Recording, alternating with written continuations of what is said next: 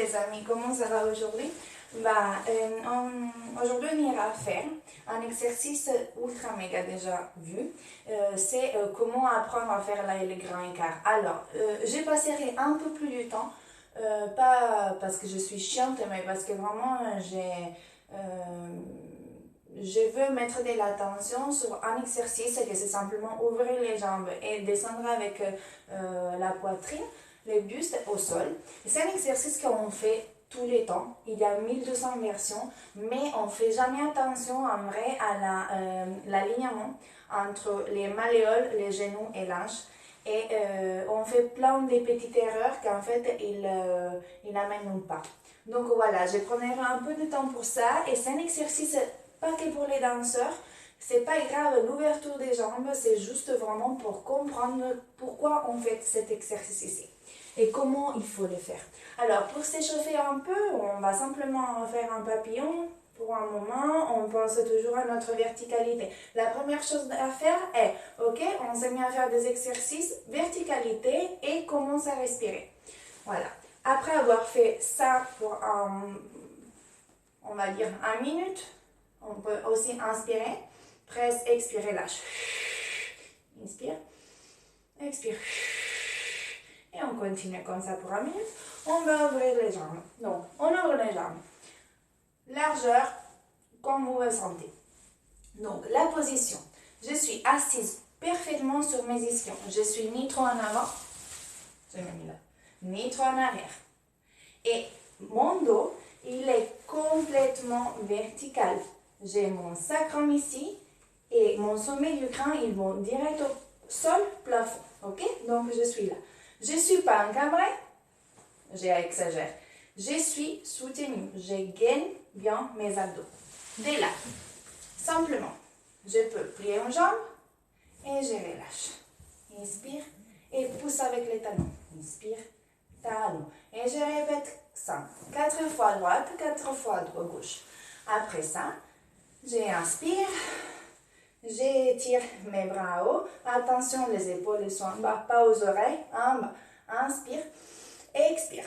Je presse avec mes jambes au sol. J'essaye de descendre. Alors là, bien sûr qu'anatomiquement, notre corps, il va un peu à basculer vers l'avant. Mais ça que je ne veux pas, c'est ça. Que les genoux vont toucher par terre et que les pieds, il va complètement avec l'os du grand doigt, en fait, toucher par terre. Non, plus je descends, plus ma jambe, elle tourne dehors. Et si vous regardez mon pied, moi, en fait, je descends et mon pied reste. Il reste. Ok? Donc, le but, c'est ça, d'arriver en bas et vous êtes avec les pieds bien flex, ouverts. Ok? Donc, on inspire, expire.